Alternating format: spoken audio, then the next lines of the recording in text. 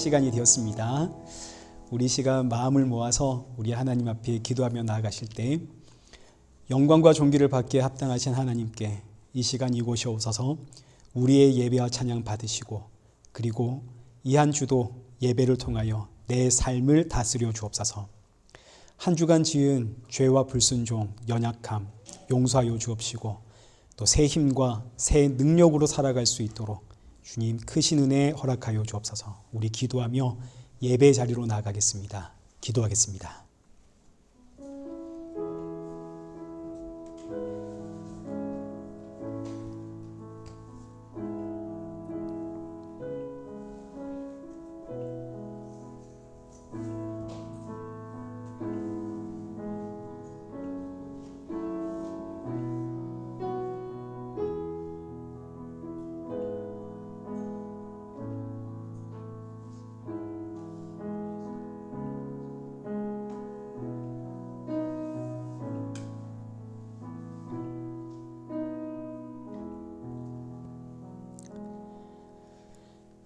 태초에 말씀이 계시니라. 이 말씀이 하나님과 함께 계셨으니 이 말씀은 곧 하나님이시니라. 거룩하신 하나님 아버지 은혜 감사합니다. 오늘도 우리가 모이게 된 것은 태초로부터 계신 그 말씀이 우리를 이끌어 주심임을 믿습니다. 오늘도 이 예배를 통하여 그 말씀이신 예수 그리스도가 나의 생명임을 알고 믿을 수 있는 복된 은혜 허락하여 주옵소서. 이 시간 우리를 대표해서 기도하시는 권사님의 기도 주님 들어주시고 또 우리의 예배를 기뻐 받아 주옵시고 이 예배 후에는 십자가의 보혈만이 충만케 하여 주옵소서. 예수님의 이름으로 기도드리옵나이다. 아멘. 우리 함께 신앙 고백하시겠습니다. 전능하사 천지를 만드신 하나님 아버지를 내가 믿사오며 그 외아들 우리 주 예수 그리스도를 믿사오니 이는 성령으로 잉태하사 동정녀 마리아에게 나시고 본디오 빌라도에게 고난을 받으사 십자가에 못 박혀 죽으시고 장사한 지 사흘 만에 죽은 자 가운데서 다시 살아나시며 하늘에 오르사 전능하신 하나님 우편에 앉아 계시다가 저리로서 산자와 죽은 자를 심판하러 오시리라. 성령을 믿사오며 거룩한 공예와 성도가 서로 교통하는 것과 죄를 사하여 주시는 것과 몸이 다시 사는 것과 영원히 사는 것을 믿사옵나이다. 아멘.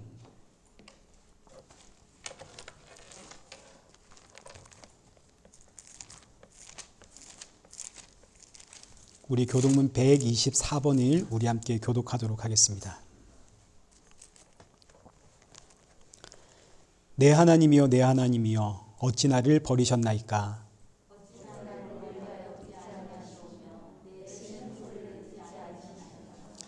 내 하나님이여 내가 낮에도 부르짖고 밤에도 잠잠하지 아니하오나 응답하지 아니하시나이다.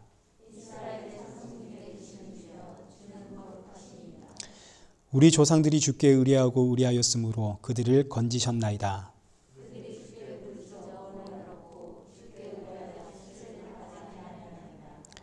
나를 멀리하지 마옵소서. 환난이 가까우나 도울 자 없나이다.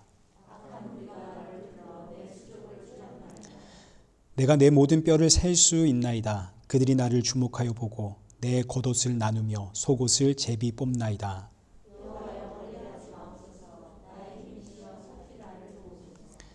나를 사자의 입에서 구하소서. 주께서 내게 응답하시고 들소의 뿔에서 구원하셨나이다.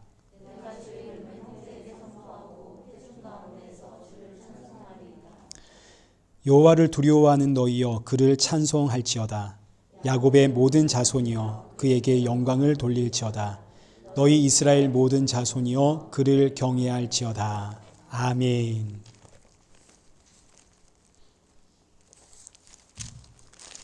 우리 찬송가 27장 하나님 앞에 찬양을 올려드리겠습니다.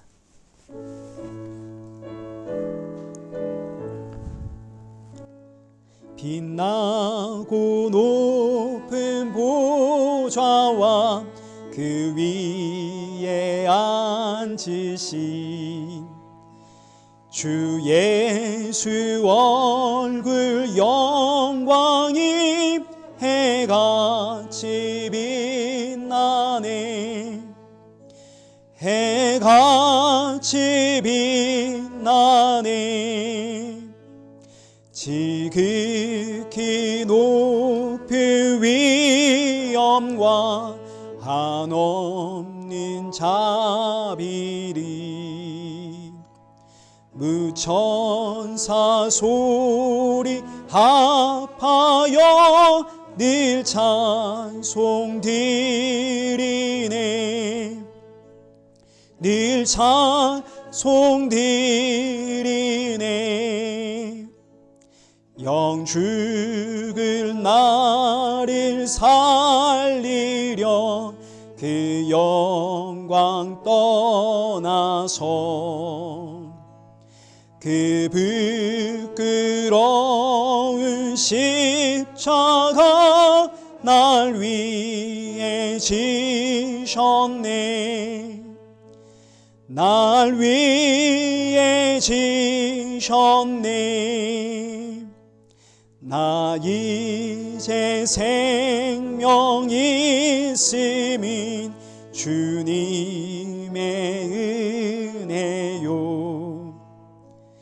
저 사망 권세 이기는 큰 기쁨 넘치네. 큰 기쁨 넘치네. 주님의 보좌에 있는데 전한 몸 이르러 그 영광 몸소 배울 때 내 기쁨 넘치리. 내 기쁨 넘치리. 아멘.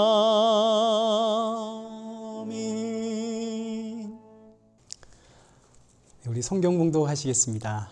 우리 오늘 보실 하나님의 말씀 요한복음 3장입니다. 31절부터 36절까지의 말씀. 우리 한 절씩 교독하시겠습니다.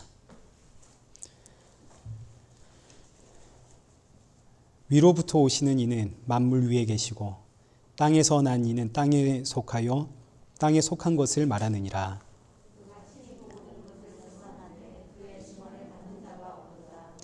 그의 증언을 받는 자는 하나님이 참되시다는 것을 인쳤느니라.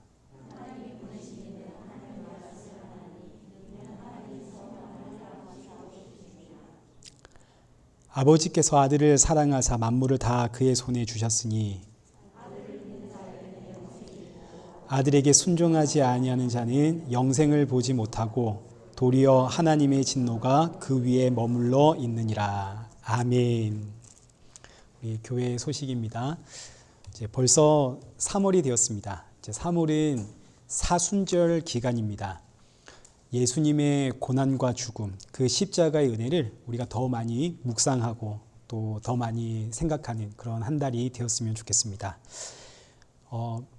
헌금 영수증을 지금 제가 가지고 있기 때문에 받지 못하신 분들 또 저에게 오시면 제가 전달해 드리도록 하겠습니다. 주보에 대표기도 명단을 제가 올려놨거든요.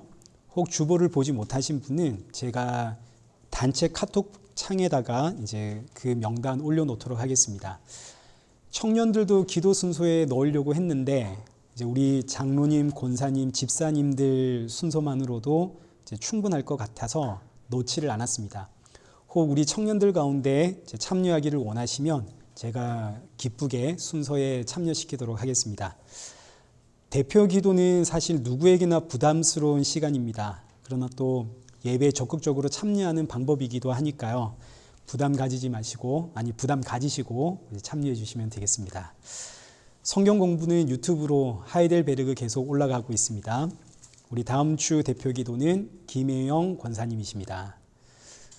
그리고 우리 박준성 제 형제님과 희경 자매님 또 이렇게 교통사고에 많이 고생하셨는데 또 뵙게 돼서 너무 반갑습니다. 잘 오셨습니다. 예배 후에 청년부 모임 잠시 가지는 거 여러분 또 기억하시면 되겠습니다. 우리 이 시간에는 은혜 아니면 살아갈 수가 없네. 우리 함께 찬양하시면서 준비하신 헌금 봉헌하도록 하겠습니다.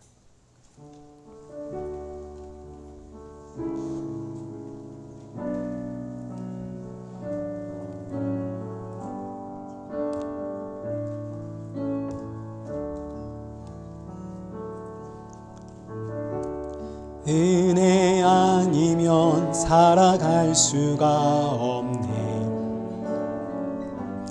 호흡마저도 다 주의 것이니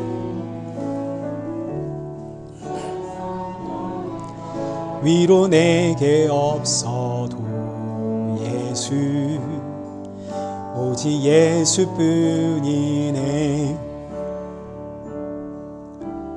크신 계획 다 볼 수도 없고 작은 고난에 지쳐도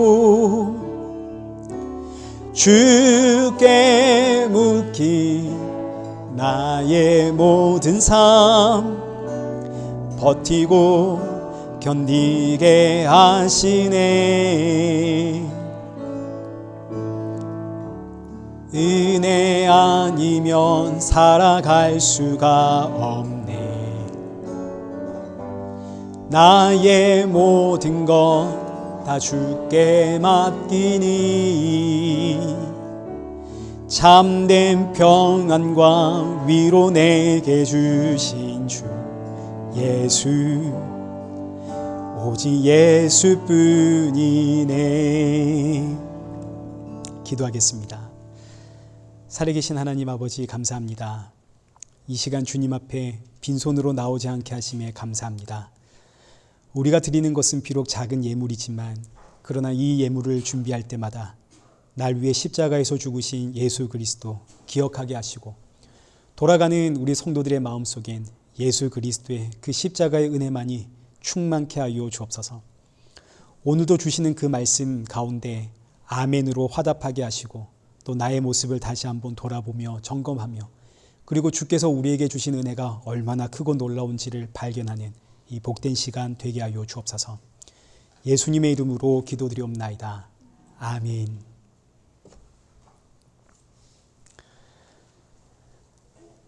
오늘 본문은 요한복음 3장 31절에서 36절까지의 말씀입니다.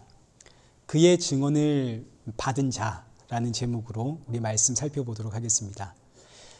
오늘 본문 이 31절에서 36절은 지난주와 이어지는 내용입니다. 우리 지난주에는 요단강을 사이에 두고 예수님은 이제 여기서 세례 요한은 저 건너편에서 유대인들에게 세례를 주고 있었습니다.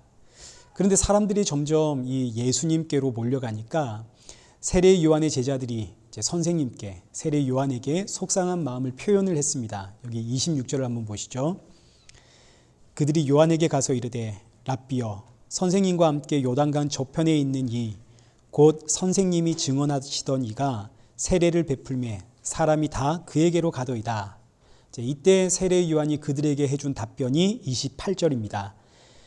내가 말한 바 나는 그리스도가 아니요 그의 앞에 보내심을 받은 자라고 한 것을 증언할 자는 너희니라. 세례 요한이 제자들에게 내가 그리스도가 아니다. 바로 저분이 그리스도다. 이를 증거해야 하는 자들이 바로 너희다. 내가 여기서 세례 베푸는 이유는 바로 저분이 예수님이 바로 그리스도라는 사실을 증거하기 위해서 내가 여기서 세례를 베푸는 것이고 나에게 세례를 받은 사람들이 그러니 이제 저 예수님께로 가야 하는 것이 지극히 마땅하다.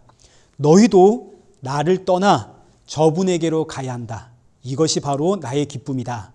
그래서 여기 29절에 신부를 취하는 자는 신랑이나 서서 신랑의 음성을 듣는 친구가 크게 기뻐하나니 나는 이러한 기쁨으로 충만하였노라.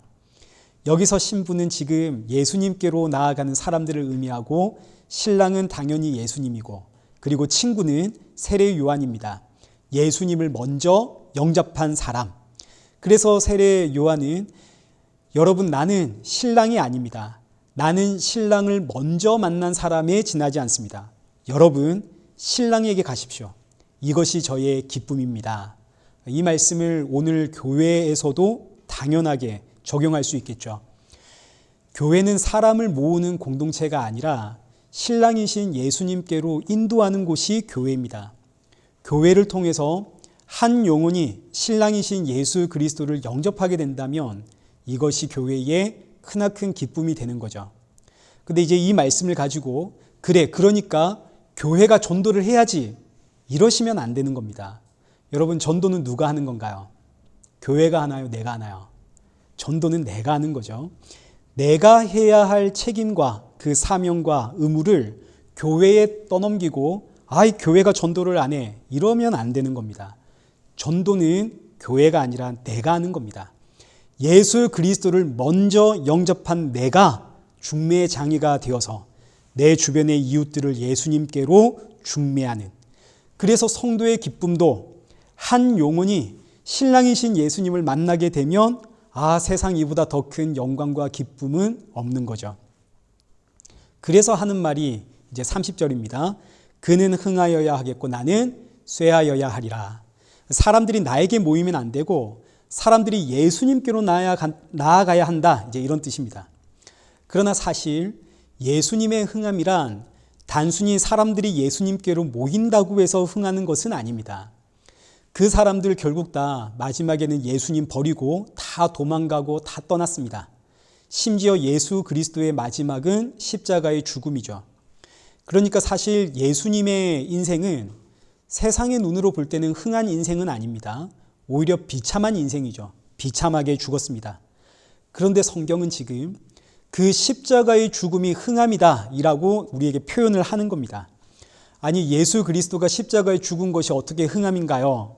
십자가에 죽으셔야만 자기 백성들을 죄와 사망에서 살릴 수 있기 때문에 예수 그리스도의 죽음이 바로 하나님의 성공이요 흥함이더라, 이런 표현입니다. 그러니까 사람들이 많이 예수님께로 모였다고 해서 예수님이 흥한 것이 아니라는 이야기죠. 사람들이 예수님을 위해서 정성과 충성과 그리고 어떤 열심, 그걸 바쳐가지고 예수님이 흥해지는 거 아니라는 이야기입니다. 예수 그리스도의 흥함은 세상의 상식과 논리로는 이해할 수가 없는 거죠. 오히려 사람이 예수님의 흥하심을 위해서 도우려고 하면 성경은 바로 그것이 사탄의 일이다, 이렇게 표현을 합니다. 사람은 하나님의 흥하심에 그 어떤 도움도 줄 수가 없습니다. 여러분, 이걸 꼭 기억하십시오.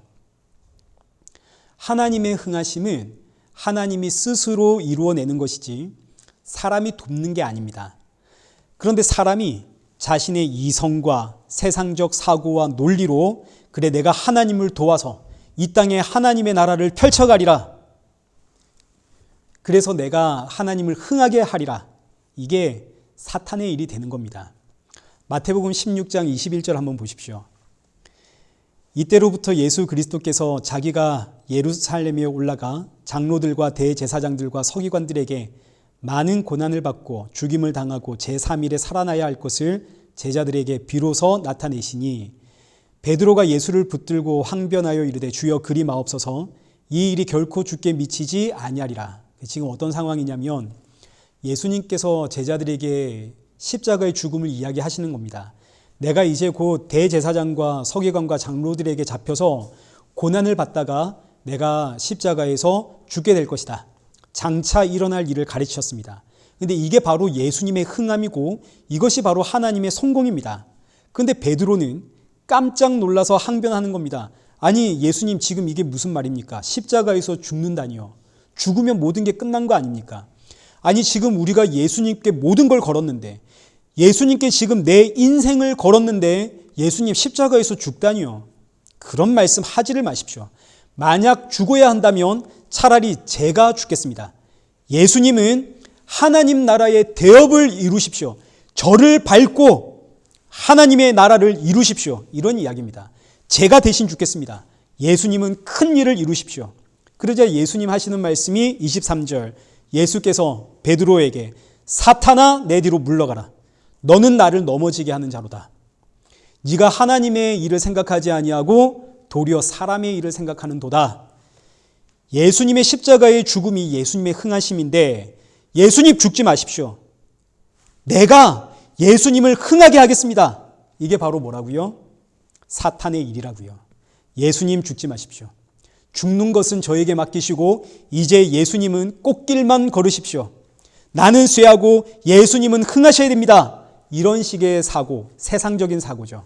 이런 세상적인 사고로 신앙을 하는 것이 사탄이 주는 생각이고 사탄의 일이라는 뜻입니다. 사탄아 물러가라. 너는 나를 넘어지게 하는 자다.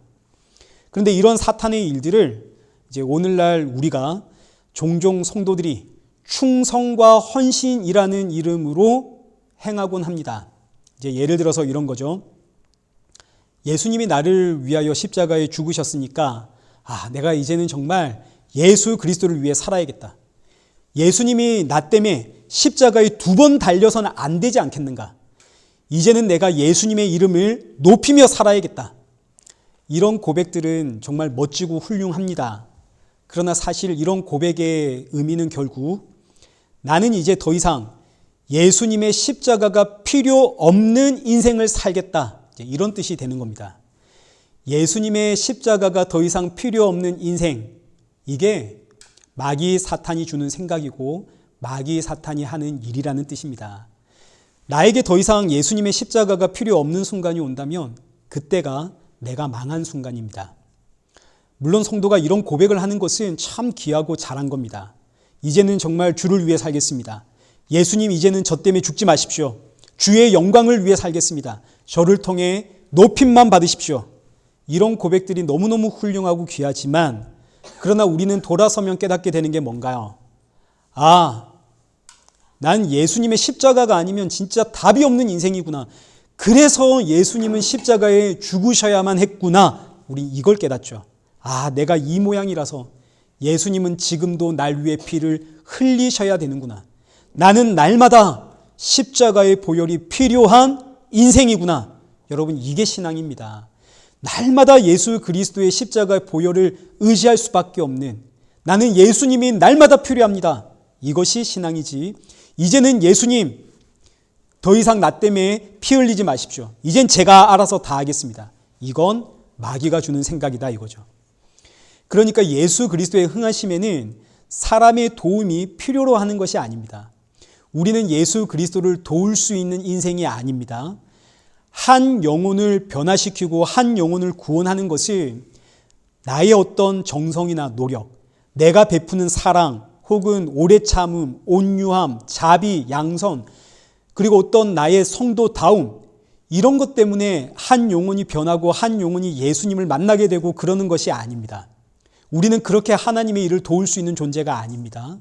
한 영혼을 변화시키고 구원시키는 것은 오직 하나님이 하시는 일입니다. 예수님이 하시는 일이죠.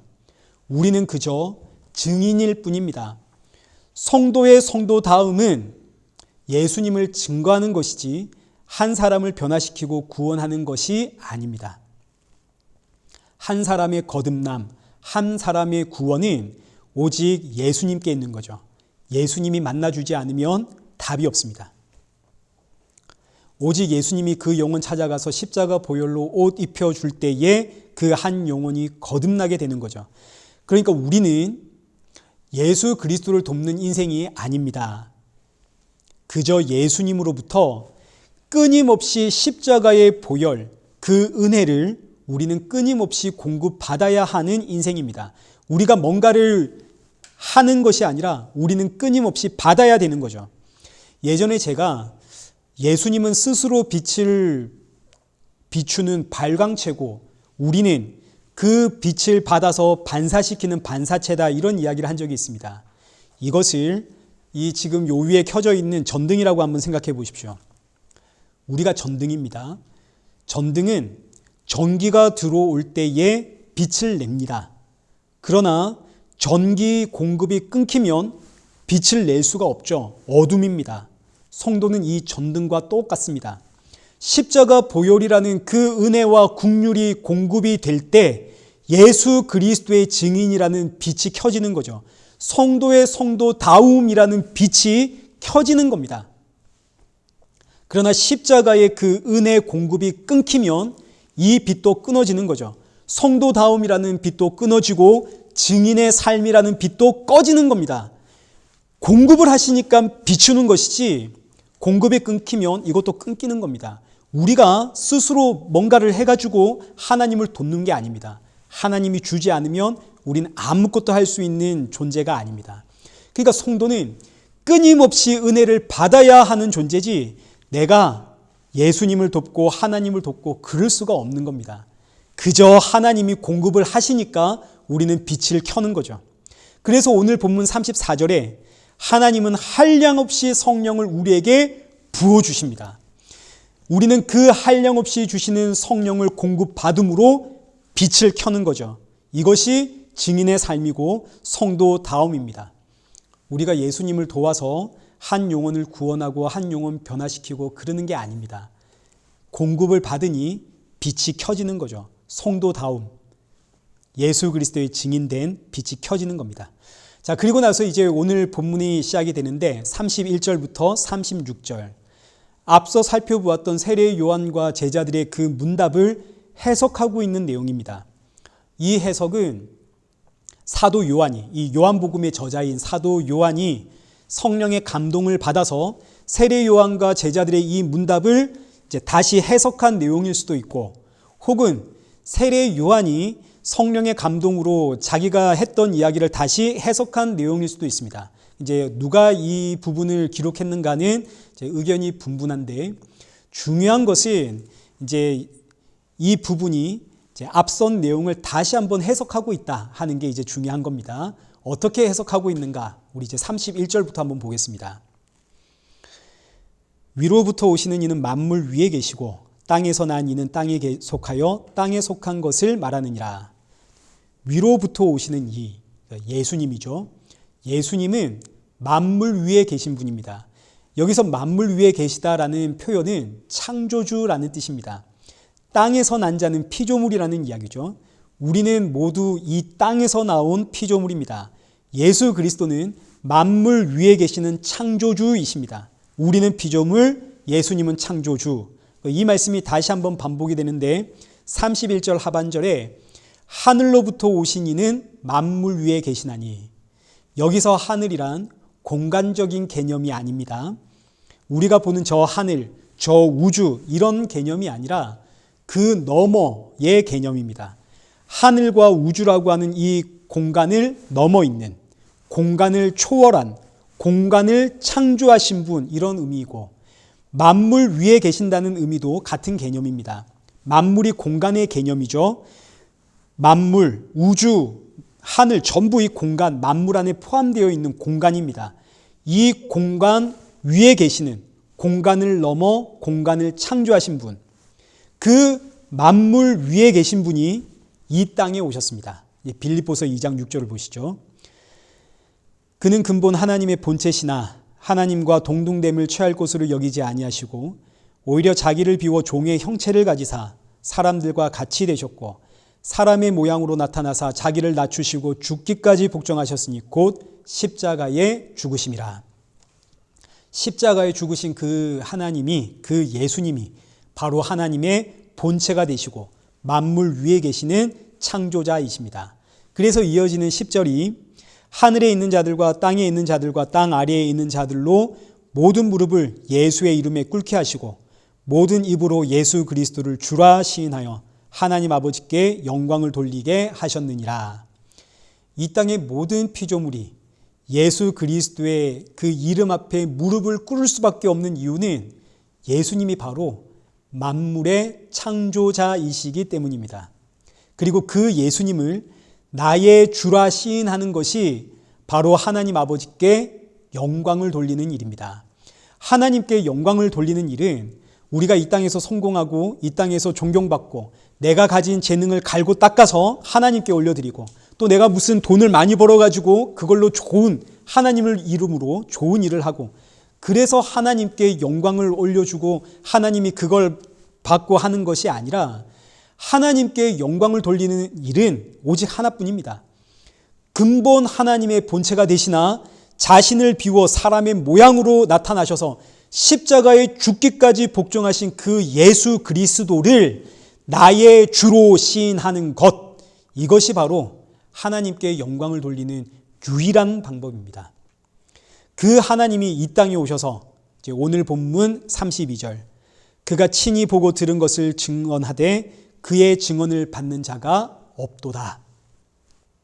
예수님께서 친히 보고 들은 것, 이제 하늘의 일이죠. 하늘에서 일어난 그 일들, 그 보고 들은 것을 이제 증언을 하셨는데, 지금 이런 표현들은 전부 다 삼위일체의 관점에서 여러분이 보시면 좋습니다. 삼위의 입장에서는 아들이 아버지의 일을 보았고 들었습니다. 그러나 일체의 입장에서는 아들이 친히 행했고 아들이 친히 말씀하신 일입니다. 예수님은 참 하나님으로서 창조를 행하셨고 구원을 작정하셨고 구원을 선포하신 분입니다. 그 예수님이 이 땅에 오셔서 자신의 창조와 구원을 증언을 하는데, 내가 곧 길이요 진리요 생명이니 나로 말미암지 않고는 구원을 받을 수가 없다 증거하시는데, 이 증언을 받을 자가 아무도 없더라. 왜냐하면 다시 31절 보십시오. 땅에서 난 이는 땅에 속하여 땅의 것만 알기 때문입니다. 땅에 속한 자는 하늘에 속한 것을 이해할 수도 없고 상상할 수가 없는 거죠. 그래서 예수님, 하늘의 일을 아무리 이야기해줘도 알지를 못하니 땅의 것으로 하늘의 것을 종종 설명을 하는데, 그런 설명들이 종종 천국 비유로 등장을 하게 되는 겁니다. 대표적인 천국 비유가 포도원 품꾼 비유죠. 포도원 주인이 오전 9시에 장터에 나가보니까 사람들이 일거리가 없어서 막 놀고 있습니다. 그래서 그 포도원 주인이 놀고 있는 사람들 다 불러 모아서 우리 포도원으로 가라. 내가 한 데나리온을 줄게. 얼마나 감사한가요? 오늘 일을 못하면 굶을 수밖에 없는데 세상에 나에게 일거리를 주니까 얼마나 감사한지. 그래서 주인의 포도원에 가서 힘을 다해 일했습니다.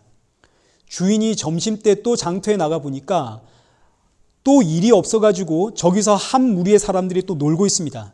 그래서 그들도 불러서 내 포도원으로 가라. 내가 한 데나리온을 줄게. 얼마나 감사한가요? 근데 주인이 3시에도 장터에 나가고 5시에도 장터에 나가서 놀고 있는 사람들을 죄다 불러가지고 자기 포도원에 넣었습니다. 유대인들은 6시면 하루의 일과가 끝나기 때문에 장터에서 5시에 불려온 사람은 포도원에 도착하자마자 품꾼을 받는 겁니다. 한 데나리온의 품삯을 받는 거죠. 그러자 아침 9시부터 온 사람이 기대를 했습니다. 아침 9시부터 일했던 품꾼들. 야, 저 마지막에 온 사람도 한 데나리온 받았는데 그럼 나는 대체 얼마나 많이 줄까? 그런데 그들의 차례에 그들도 똑같이 한 데나리온 받으니까 화가 나서 주인에게 따지죠. 아니, 어떻게 똑같이 줄 수 있습니까? 난 9시부터 와서 지금 12시간을 일했는데. 이게 바로 이 땅의 사고입니다. 이 땅의 사고는 일한 만큼 대가를 받아야죠. 그러나 하나님의 나라는 포도원으로 불러준 것 그 자체가 은혜입니다. 그러나 땅의 사고로는 이걸 이해할 수도 없고 받아들일 수도 없는 거죠. 신약 성경에서 가장 위대한 인물을 꼽으라 그러면 사도 바울일 겁니다. 신약 성경의 절반 이상을 썼습니다. 그 사도 바울과 오늘 저와 여러분이 천국에서 똑같은 대접을 받는다면 이 땅의 사고로는 사도 바울이 얼마나 억울하겠습니까? 모르긴 해도 사도 바울은 우리보다 나은 대접 받아야 되는 거 아닙니까? 그러나 사도 바울은 성경에서 내내 나는 죄인 중에 괴수입니다. 나는 낮은 자 중에서도 가장 낮은 자입니다. 나의 나된 것은 오직 하나님의 은혜입니다. 나를 그저 불러주신 것만으로도 감사합니다.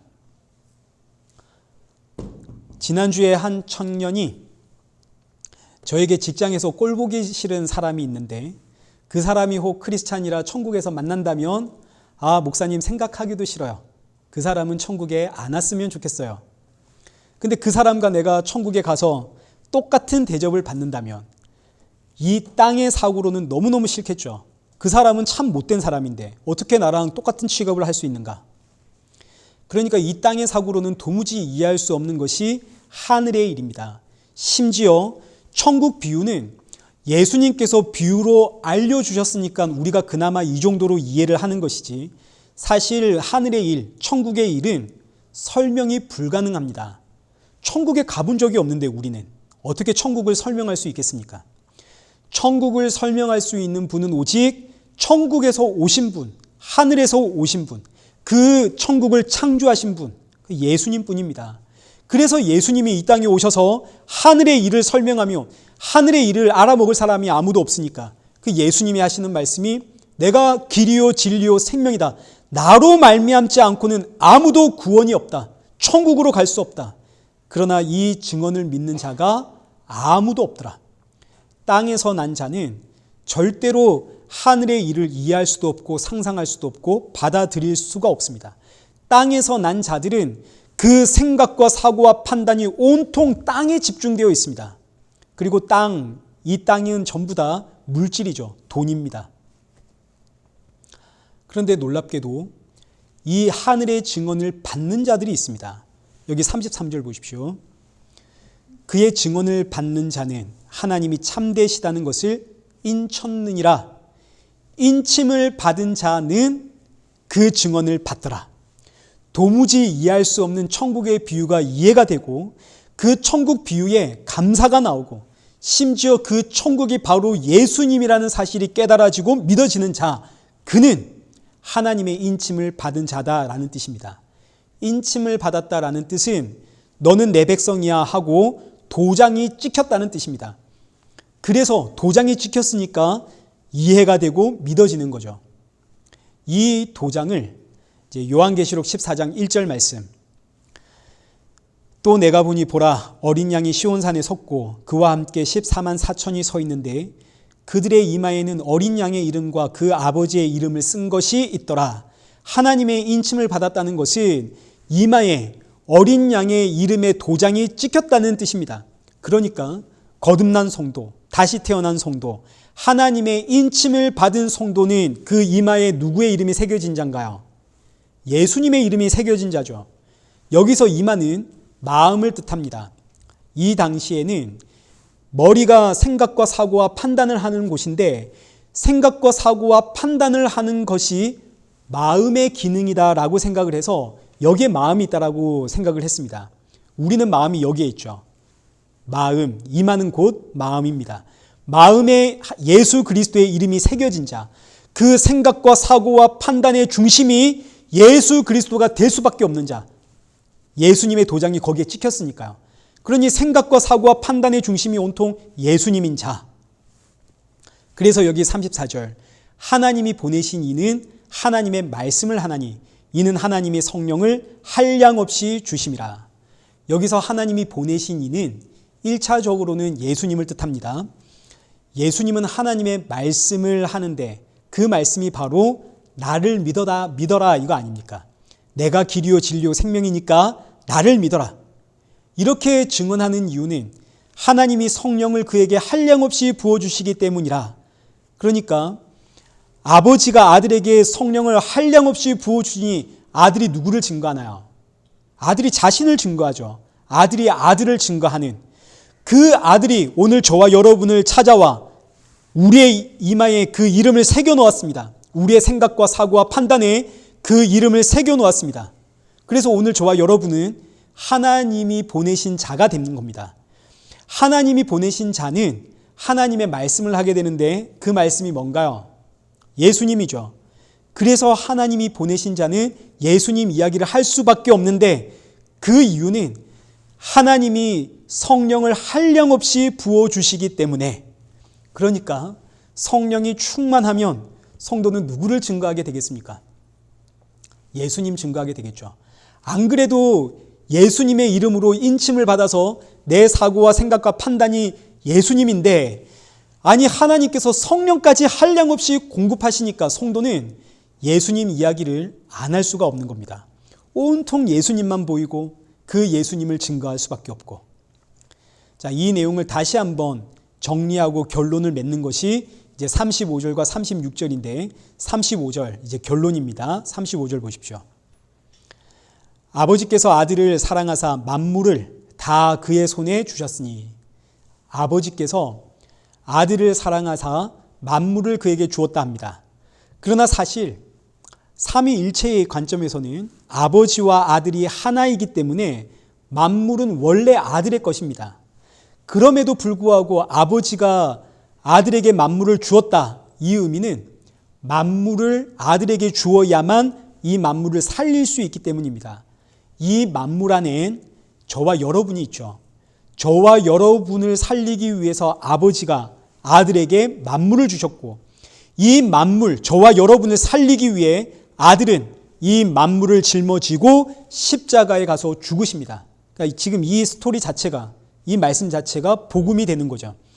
아버지가 아들에게 만물 주실 이유가 뭐가 있습니까? 아버지와 아들은 하나인데, 원래 아들의 것인데, 그럼에도 불구하고 이렇게 표현하는 것은 그 만물 안에 저와 여러분이 있기 때문에 저와 여러분을 살리기 위해선 친히 하나님이 만물의 죄를 짊어지고 십자가에 죽으셔야 하더라.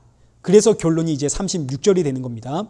아들을 믿는 자에게는 영생이 있고 아들에게 순종하지 아니하는 자는 영생을 보지 못하고 도리어 하나님의 진노가 그 위에 머물러 있느니라. 아들을 믿는 자에게는 영생입니다. 반면 아들을 믿지 않는 자, 지금 여기서는 믿지 않는 자를 순종하지 않는 자라고 표현을 했습니다. 그러니까 믿음과 순종을 동의어로 사용하고 있는 거죠. 믿음과 순종은 하나라는 뜻입니다. 많은 분들이 보통 믿음의 결과가 순종이다, 믿음의 열매를 순종이다 이렇게 생각을 하는데 여러분 그렇지가 않습니다. 믿음과 순종은 하나입니다. 둘 다 하나님의 은혜고 하나님의 선물입니다. 나에게서 자발적으로 나오는 것들이 아닙니다. 여러분 순종은 여러분들의 의지와 각오와 결단의 것이 아닙니다. 믿음을 받게 하는 게 순종입니다. 순종이 없으면 하나님이 넣어주시는 믿음을 받을 수가 없는 거죠. 그래서 이 순종을 우리가 항복이라고 표현하기도 하는 겁니다. 하나님이 믿음이라는 은혜를 우리에게 부어주실 때에 그 앞에 항복을 해야만 믿음을 받을 수 있는 거죠. 이때 항복하는 마음도 하나님이 내 안에 넣어주시는 겁니다. 하나님께서 우리 안에 항복의 마음, 이 순종의 마음을 넣어주지 않으면 믿음이 임하는 게 불가능합니다. 내 의지로는 항복을 못하는 거죠. 그래서 순종과 항복과 믿음은 한 세트고 이게 같은 뜻입니다. 믿음의 열매가 순종이 아닙니다. 내 의지와 각오의 결단이 아닙니다. 우리가 하나님께, 하나님의 말씀에 순종해야지. 그래서 용서하고 오래 참고 이해하고 충성하고 봉사하고 헌신하자. 이런 마음은 믿음의 열매가 아니라 여러분 믿음의 열매는 언제나 예수님과 그 십자가입니다. 내 삶이 온통 예수 그리스도로 주렁주렁 맺힌 것, 여러분 이게 믿음의 열매지. 그럼 용서하고 오래 참고 온유, 양선, 자비, 희락, 화평, 절제, 아니 성경은 이걸 바로 성령의 열매라고 하셨는데 그럼 이건 뭡니까? 여러분 성령의 참된 열매는 예수 그리스도입니다. 그 예수 그리스도를 표현하는 것들이 온유, 양선, 자비, 절제, 희락, 사랑 이렇게 되는 것이지 우리 안에 오래 참음이 어디에 있습니까? 여러분 얼마나 오래 참으시나요? 여러분 자녀들 얼마나 오래 참으십니까? 저는 못 참습니다. 우리 안에 자비가 얼마나 있습니까? 우리 안에 절제가 얼마나 있나요? 하나님께서 나의 완악한 마음을 항복시킨 것이고 내 마음에 순종의 마음 넣어주시는 겁니다. 이는 곧 내 안에 믿음이 임했다는 뜻이고 이게 전부 다 동의어입니다.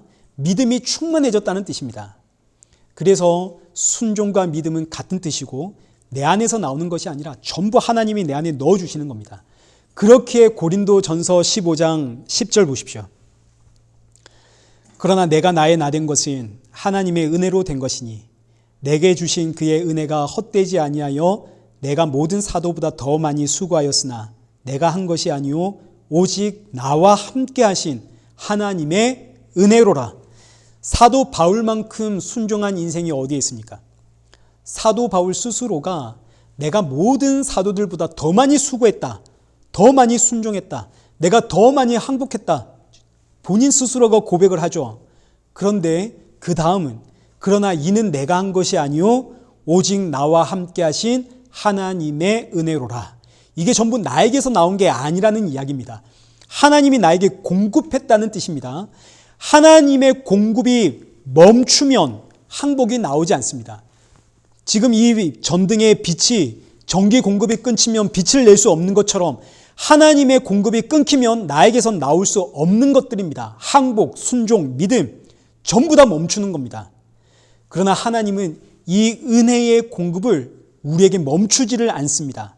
여기 본문 34절에 기록된 것처럼 하나님은 자기 백성들에게 성령을 한량없이 부어주십니다.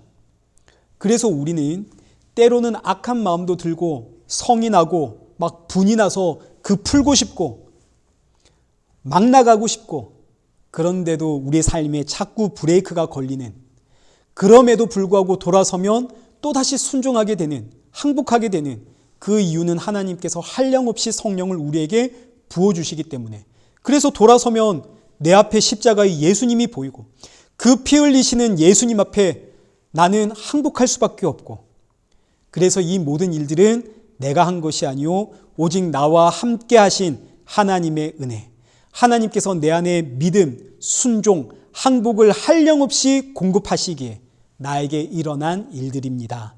이 고백이 사도 바울의 고백이고, 그리고 저와 여러분의 고백이죠. 그러나 36절에 하반절 여기 말씀에 순종하지 않는 자들이 있습니다. 순종하지 않는 자들이란 하나님께서 그들 안에 순종의 마음, 항복의 마음, 그 믿음의 마음을 넣어주지 않았다, 이런 뜻이고, 이 의미는 그냥 내버려 두었다, 이런 뜻입니다. 이게 바로 저주죠. 땅과 하늘에는 사다리가 있습니다. 십자가라는 사다리입니다. 이 사다리만 타고 건너가면 영생입니다. 그런데 이 땅의 인생은 아무도 이 다리를 건널 마음이 없습니다. 그래서 하나님께서 자기 백성들에게는 순종의 마음, 항복의 마음, 믿음이라는 마음을 그 안에 넣어주셔서 이 다리를 건너게 하십니다. 영생을 주시는 거죠.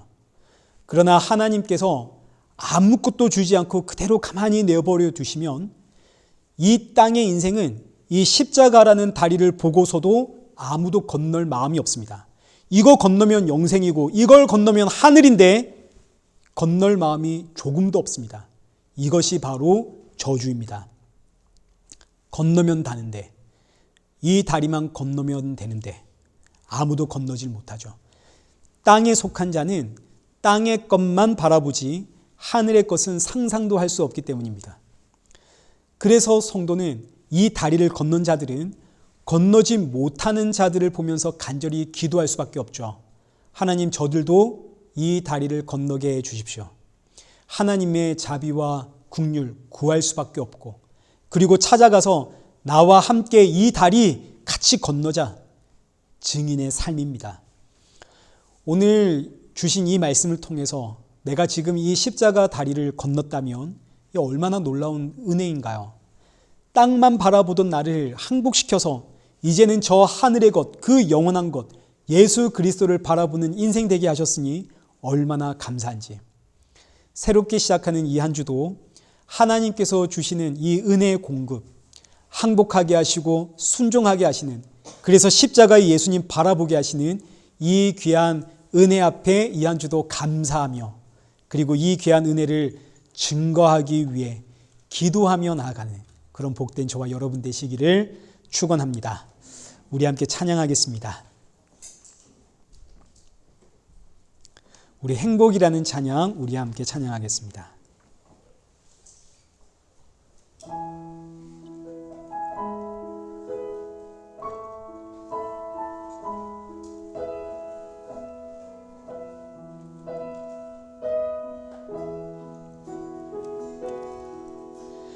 화려하지 않아도 정결하게 사는 삶, 가진 것이 적어도 감사하며 사는 삶, 내게 주신 작은 일 나눠주며 사는 삶, 이것이 나의 삶의 행복이.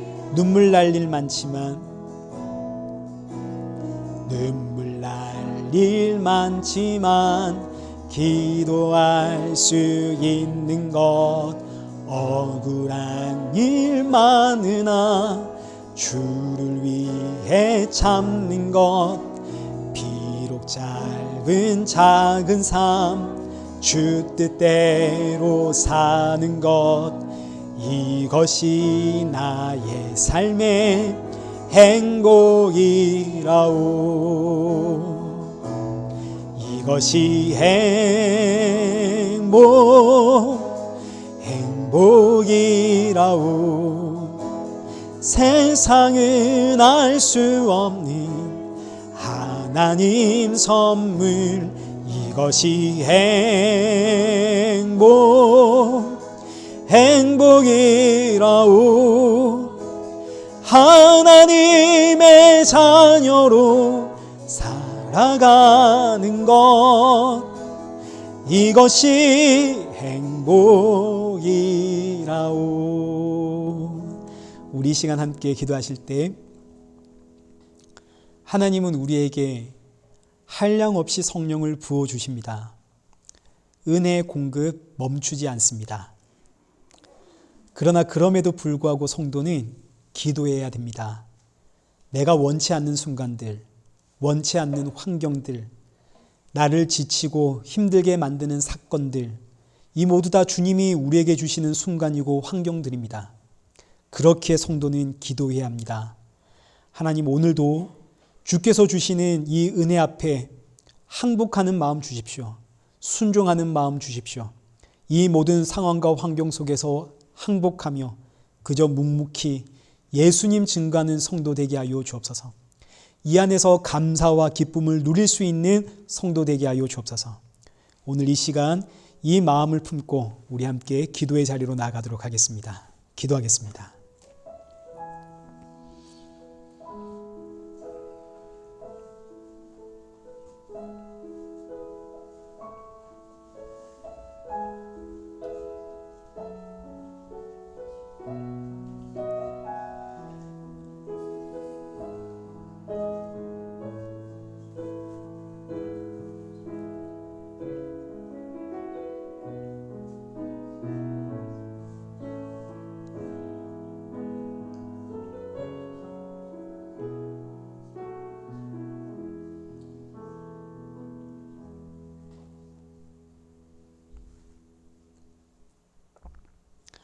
살아계신 하나님 아버지, 우리를 주의 자녀로 인쳐주심에 감사합니다. 날마다 성령을 한량없이 부어주셔서 감사합니다. 그러나 그 은혜에 반응하지 못하고 깨어있지 못하는 순간이 너무나 많음을 고백하오니 우리의 연약함을 불쌍히 여겨주옵시고, 힘들고 지치는 순간이라 하더라도 주께서 주시는 그 은혜 앞에 민감하게 반응하며 항복할 수 있고 또 순종할 수 있는, 그래서 예수 그리스도만을 드러낼 수 있는 그런 성도가 되어지도록 우리를 붙잡아 주옵소서. 이 한 주도 만물 위에 계시는 예수 그리스도의 이름 앞에 무릎 꿇고 그 십자가의 은혜에 영광과 감사와 찬양 올려드리는 성도가 될 수 있도록 우리를 지켜 주옵소서. 예수님의 이름으로 기도드리옵나이다. 아멘. 이제는 우리 주 예수 그리스도의 은혜와 성부 하나님의 크신 사랑과 성령 하나님의 위로교통 충만하심이, 주가 주시는 은혜 앞에 늘 깨어있어 반응하는, 그래서 감사하며 십자가의 예수님 자랑하며 살아가는 우리 일회교회와 성도들과 온 세계 교회 머리 위에 이제로부터 영원토록 함께 있을지어다. 아멘.